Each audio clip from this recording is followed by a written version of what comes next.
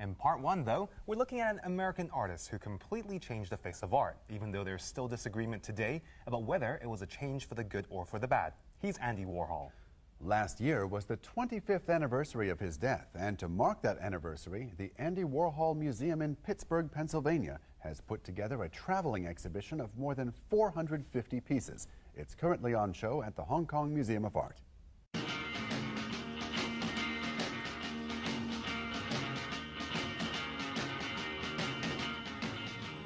Andy Warhol was a pioneer of the pop art movement, but he took pride in being more than just a visual artist.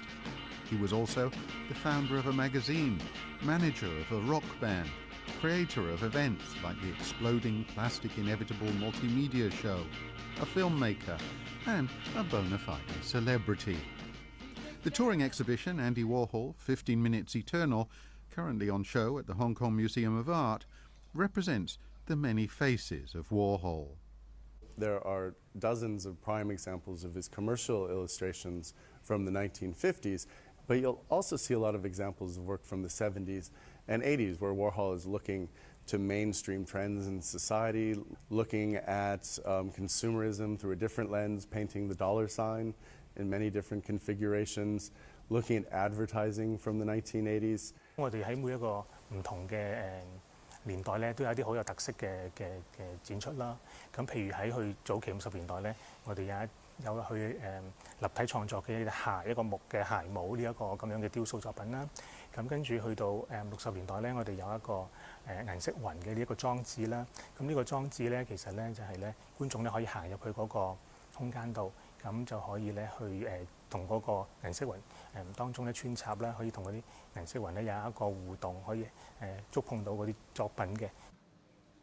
Born and raised in Pittsburgh and from a Slovakian background, Andy Warhol was a sickly child, often in and out of hospital. Frequently bedridden, he became something of an outcast at school and was particularly close to his mother. While he was confined to bed, he drew, listened to the radio, and collected photographs of Hollywood movie stars. His fascination with stars, fame, and money lasted throughout his life.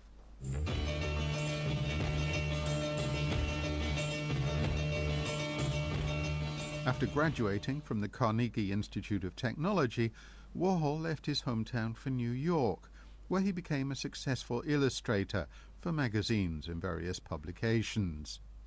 This was when he first came into contact with stars and other celebrities. He started painting portraits on commission in the early 1960s. This developed into the series of silkscreen prints that have become Warhol icons.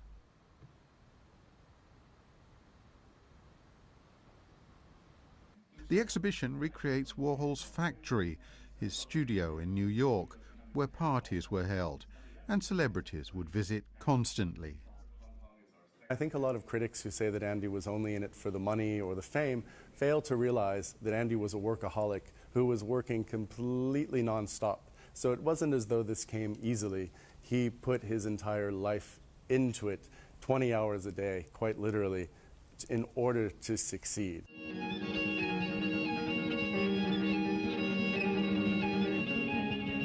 For Warhol, the manufactured objects of contemporary everyday life were as much subjects of art as a landscape or a portrait had once been.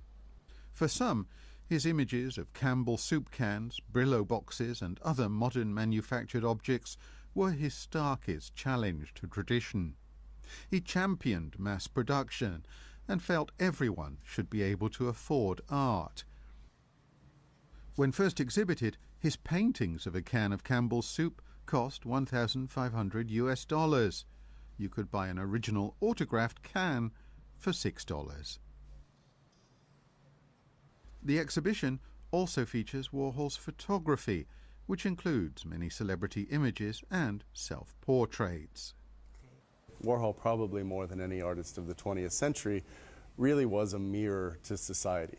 That he was absorbing everything in mainstream culture, pushing it back out into the world in the form of art, and in so doing, really somehow making a huge comment about who he was and what his interests were. So every time I look at a Warhol work of art, I see Andy first, that he's embedded right there along with the image itself. Warhol loved the limelight, glamour and fame, but other aspects of his complex personality also came out in his art.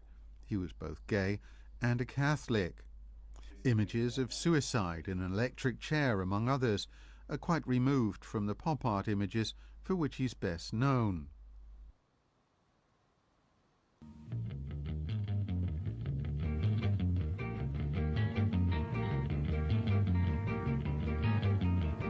Complementing the Museum of Art exhibition, the Osage Art Foundation is showing a selection of his films, Hello, It's Me, Goodbye, Andy Warhol Cinema, which tested the boundaries of film both socially and formally.